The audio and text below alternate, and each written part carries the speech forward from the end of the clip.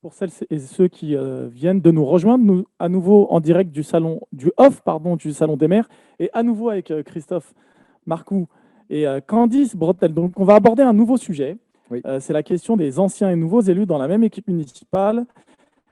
Comment renforcer ce collectif? C'est toujours pas facile de gérer les égos des uns et des autres, notamment avec les anciens qui ont déjà cette expérience et les nouveaux qui veulent quelque part arriver, bien faire et apprendre. Et du coup, on constate souvent parfois des conflits qui peuvent arriver très tôt, voire très tard. Là, maintenant, ça fait un an, depuis 2021, que la plupart des conseils municipaux sont en place. Alors, Christophe, comment renforcer le collectif avec ces anciens et ces nouveaux dans une équipe municipale? Eh bien, Hamid, on a, avec Candice, juste avant, pour ceux qui étaient présents, on a essayé de donner quelques clés pour des réunions efficaces. Moi, je vais essayer aussi de donner un point de vue sur comment on fait pour qu'une équipe municipale composée d'anciens et de nouveaux élus travaille bien ensemble. Et on va essayer de donner quelques clés et éventuellement Candice, à la fin de mon intervention, pourra compléter. En tant que coach certifié, parfois il y a des petites de choses que le coach sait rajouter qui sont intéressantes pour les maires qui nous écoutent ou les élus pour progresser encore en dynamique d'équipe. Voilà, je vous propose quelques diapos qui illustrent mon propos. Donc, ce qui se passe, si tu veux, Hamid, c'est que dans une équipe municipale, les nouveaux élus, en général, ils vont découvrir le monde local. Ils vont avoir une charge de travail totalement nouvelle. Ils ont déjà leur famille, ils ont leur profession, et en plus, ils prennent le métier d'élu. Alors, Ou leurs études pour certains. ou leurs études, ce qui est compliqué. Ils savent qu'ils ont fait une campagne électorale dynamique, ils sont très heureux, ils ont vécu des moments émotionnels très forts, ils ont été élus un dimanche soir et tout, ils ont éventuellement fêté ça, ils ont pris des engagements. Et donc, eux, les nouveaux élus veulent absolument les respecter et très vite. Voilà. Ils ont la volonté de réussir, mais ils ne comprennent pas les codes municipaux. Ils ne sont pas forcément des experts de qu'est-ce que fait que l'agent fonctionnaire est devant moi et qu'est-ce qu'il peut faire pour moi ou pas. Et puis, ils ont la pression de l'opposition qui leur dit que ce qu'ils font, c'est pas bien. Voilà. Ils ont la pression de leurs amis qu'ils ont démarchés pendant la campagne. Ils ont la pression des voisins qui leur disent mais comment ça se fait que ma rue n'est toujours pas rénovée. Ils ont la pression des habitants quand ils les croisent à la boulangerie. Et tout ça, ça pèse sur le nouvel élu. Et si je peux me permettre, la pression de l'administration. Et la pression de l'administration. Donc, ils ont vraiment une place à trouver, mais plus que ça, ils ont la juste place à trouver. Et alors, avec eux, eh ben, ils ont des anciens élus. Alors, les anciens élus, eux, ils se disent, moi, j'ai fait au moins un mandat. Bon, j'ai déjà vécu le travail d'élu le soir, le samedi, le dimanche. Je sais que c'est compliqué, mais ma famille est préparée, ma vie professionnelle aussi. Je sais qu'on a pris des engagements, mais bon, il n'y a peut-être pas que ça à faire. Hein, voilà. On va essayer de réussir, mais on va peut-être pas aller très rapidement. On va faire ça à un rythme que je dirais soutenable. Ils ont l'habitude de travailler ensemble, les anciens élus. Ils sont déjà vus dans le mandat d'avant. Donc, ça veut dire que les modes de fonctionnement de la commune ou du département, de la région ont été intégrés. Et puis, ils ont déjà vécu ce que j'appelle l'adversité, le mécontentement, la pression de l'opposition, les articles dans la presse, les réseaux sociaux. Tout ça, ils l'ont déjà vu. Donc, on a des nouveaux élus et des anciens élus. Et donc, forcément, si vous voulez, à un moment donné, on peut penser que ces deux mondes, ces deux collectifs doivent se rejoindre. Alors, quels sont les avantages d'avoir une nouvelle équipe municipale? C'est que les nouveaux élus, ils vont quand même apporter une vision nouvelle, des compétences variées, parce que souvent, on a des sportifs, des gens de la culture, des gens de l'industrie, des gens du tertiaire, des commerçants. Ils vont apporter une super motivation en général, parce qu'ils veulent vraiment réussir leur mandat. Et puis, ils ont une forme d'impatience qui est assez sympathique, parce qu'au moins, eux, ils veulent avancer vite. Et qui peut parfois se transformer en vraie frustration. Voilà. Et donc, en revanche, les anciens élus, ils ont l'expérience, ils ont l'historique des dossiers, pourquoi ça a bloqué, ils ont la compétence d'une gestion locale, et puis, ils ont peut-être une forme de sagesse, c'est exactement ce que tu dis. Quand le nouvel élu veut tout faire dès le lendemain du premier jour du mandat, l'ancien élu lui dit, attends, il y a quelques règles à respecter, il y a des formes, il y a une concertation, etc. Et donc, il tempère. Donc, il ne faut pas que la frustration de l'ancien élu, la frustration du nouvel élu deviennent trop fortes. Sinon, c'est là où l'équipe se casse, en effet. Qu'est-ce que c'est qu'une équipe performante? Je passe par ce détour, mais en fait, Candice l'a déjà insisté sur les réunions performantes. Une équipe performante, selon moi, après c'est un point de vue, c'est une équipe qui possède des règles de fonctionnement respectées et communes. En gros, ils ont bossé leurs règles de fonctionnement avant. Voilà. C'est une équipe où on connaît le rôle de chacun. On sait ce que fait un tel et ce que fait un autre. On a partagé une feuille de route et des valeurs communes. On sait ce qu'on va faire ensemble. Et enfin, on respecte l'autre, même s'il est différent. Et à la fin, on sait qu'on doit prendre une décision ensemble. Elle sera collégiale ou c'est le maire ou la maire qui la prendra, mais je la respecterai. Et ça, c'est très important. Alors, tu préconises d'organiser ça au début du mandat parce qu'on se rend compte que les élus sont vite confrontés au terrain, aux urgences, et que finalement, ils n'organisent pas ce travail. Et parfois, c'est ce qui peut créer aussi les couacs dans l'équipe. C'est exactement ça, Hamid. En fait, moi, j'assois la performance de l'équipe municipale sur 4 piliers pour justement concilier le monde des nouveaux et le monde des anciens. C'est que, petit 1, peut-être à ton étonnement, moi, j'estime qu'une équipe d'élus doit partager des moments de convivialité. Je ne suis pas étonné, mais ça se fait très peu en réalité. Voilà, en fait, on travaille, on est dans les réunions de travail, les Ouais. commissions, les conseils Exactement. municipaux, les conseils communautaires. On lutte, on justifie, on argumente. Enfin, on le dit souvent en fait aux nouveaux élus qu'il faut organiser ça. Effectivement, Oui. ils le négligent, et ce qui est bien dommage. Donc, c'est important de suivre effectivement tes préconisations à ce niveau-là. Ouais. Donc, je vais expliquer un tout petit peu plus après pourquoi, mais pour moi, les moments de convivialité forgent le collectif. Il faut, comme tu l'as dit là tout de suite, se doter de règles de fonctionnement communes et respectées. Donc, quand on débute le mandat, malheureusement ou heureusement, on doit perdre du temps à se donner les règles communes. Quand je parle, je ne t'accuse pas, je donne juste un point de vue. Quand je parle, je ne veux pas être interrompu. Quand je parle, je veux être respecté, même si je me trompe. Et à la fin, si on décide ensemble, même si la décision ne me plaît pas, eh bien, c'est une décision de notre collectif. Ça s'appelle des règles de fonctionnement. Ensuite, il faut donner, petit 3, à l'élu son rôle et son environnement. Comment voulez-vous que le nouvel élu comprenne ce que c'est qu'un secrétaire général de mairie ou un DGS d'intercommunalité si on ne l'a jamais expliqué? Comment voulez-vous qu'un élu comprenne ce qu'est une délibération et son caractère exécutoire, pas immédiatement le soir même qu'on l'a voté? Et puis, si on veut donner du sens au collectif, il faut se doter d'une feuille de route. Sinon, on perd le fil. Donc, je vais juste décrire ces 4 piliers, si tu le permets. Mais pour moi, allier nouveau et ancien élu, ça passe par le passage des 4 points. D'où l'importance, mesdames et messieurs les maires qui nous écoutent, d'organiser vraiment, d'utiliser cet outil de formation tout de suite, parce que ça évite de dérégler en fait le programme municipal, ça évite de dérégler l'équipe municipale, et c'est hyper important d'appliquer effectivement cette méthodologie. Oui, tout à fait. Christophe, tu veux que je... Donc, passage obligé pour bien travailler ensemble. Petit 1, connaître son collègue. Et donc, ça veut dire pas uniquement faire des réunions avec lui, mais aussi faire des temps informels pour découvrir l'autre sous un autre jour et cimenter ce qu'on appelle le collectif. Donc, ça veut dire qu'on va favoriser les moments de convivialité dans l'équipe. On peut basiquement fêter les anniversaires, saluer une réussite, dîner ensemble. On avait le maire tout à l'heure qui disait on n'a même pas eu le temps de dîner ensemble. Offrir un présent, partager un verre après une réunion, tout ça, ça cimente votre équipe. Et puis, on va obliger les nouveaux et les anciens élus à faire des petits projets en commun.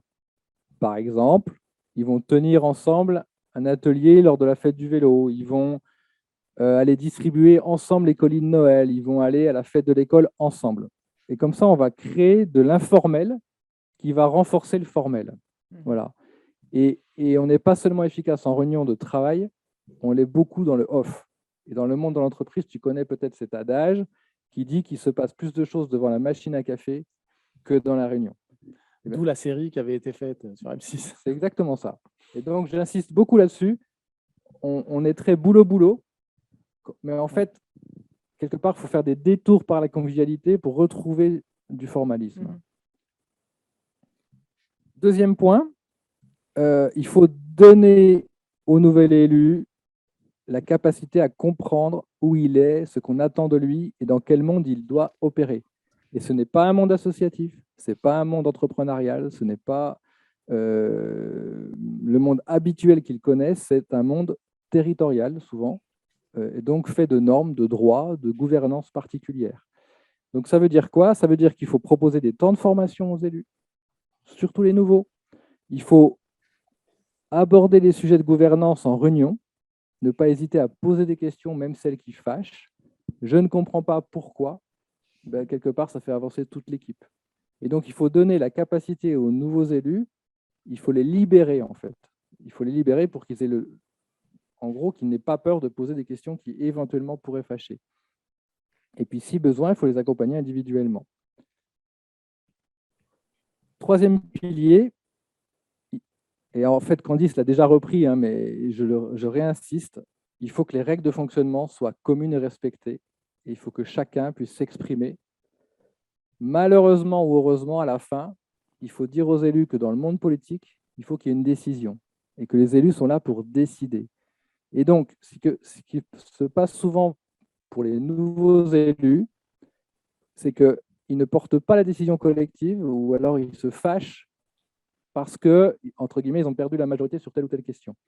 Mais malheureusement, le monde politique est un monde de concessions et le mandat se jugera sur 6 ans, pas sur une décision. Voilà. Et donc, c'est compliqué ça de comprendre que ce n'est pas parce que je ne veux pas qu'on ne va pas le faire. Oui, parce que l'écueil aussi dans tout ça, c'est que parfois l'élu, lorsqu'il ne se sent pas écouté dans sa propre majorité, se transforme en opposant interne Ouais. et devient un citoyen lambda. Donc, en fait, il ne comprend plus son rôle. C'est ça. Donc, il faut beaucoup bosser sur comment va-t-on décider ensemble. Et à la fin, qu'est-ce qui se passe si ta décision n'est pas la nôtre? Il faut poser des jalons avant que ça n'arrive. Parce que quand ça arrive, en général, il est 22h30, on est très fatigué et ça se passe souvent très mal. Donc ça, c'est le troisième pilier. Vraiment, il faut qu'on s'entende sur comment on fonctionne ensemble. Donc ça s'appelle de structurer notre groupe, etc. En psycho, je livre un terme, on parle d'analyse de la pratique. Je ne sais pas si tu as déjà ça en tête, notamment dans le monde hospitalier, dans le monde de la petite enfance. On fait ce qu'on appelle des analyses de la pratique, c'est-à-dire qu'on revient sur ce qu'on a vécu et on le décrypte à froid pour dire la prochaine fois, peut-être qu'on gérera ça autrement. On fait un espèce de feedback pour pouvoir améliorer les choses. Débriefing, ouais. Et quatrième pilier, une équipe qui veut inclure les nouveaux, eh ben, il faut qu'elle se donne une feuille de route où chacun va trouver le sens de l'équipe et puis une responsabilité à chacun. J'insiste là-dessus, c'est que quand on est conseiller communautaire ou conseiller municipal sans délégation, eh ben, souvent, on se perd. Et pour peu qu'on soit nouveau, pour peu qu'on ait un boulot qui nous éloigne du territoire pendant plusieurs jours, pour peu qu'on arrive en conseil municipal sans avoir lu les délibérations, eh ben on passe 2 heures très néfastes parce qu'on ne comprend pas ce qui se passe. Et donc, j'insiste, il faut que chaque élu se sente investi d'une responsabilité à la mesure de ses moyens. Mais ça peut être organiser quelque chose, ça peut être suivre un chantier plus qu'un autre. Mais on va rattraper et engager tout le monde dans le groupe si tout le monde a une responsabilité. Donc, en conclusion, Amine, moi je pense qu'on ne réussira que la fusion et la cohérence d'une équipe entre nouveaux et anciens si on fait attention au off, les moments de convivialité, l'informel, pour consolider le formel. Si on se dote de règles de fonctionnement qui sont respectées et qu'on a travaillé ensemble, si on connaît le rôle de l'élu, son environnement, et puis si on a une feuille de route commune. Voilà. Merci Christophe. On a quelques questions du public, mais avant, il y a peut-être Candice aussi qui pourra ajouter quelque chose. Qui pourra ajouter quelque chose, mais petite question. Allez, vas-y. Ça va être un petit peu drôle. Hein. Vas-y. Comment on explique aux nouveaux élus quelles sont les méthodes que tu pourrais leur donner pour éviter le bizutage de l'administration ou des anciens élus? Comment ils font?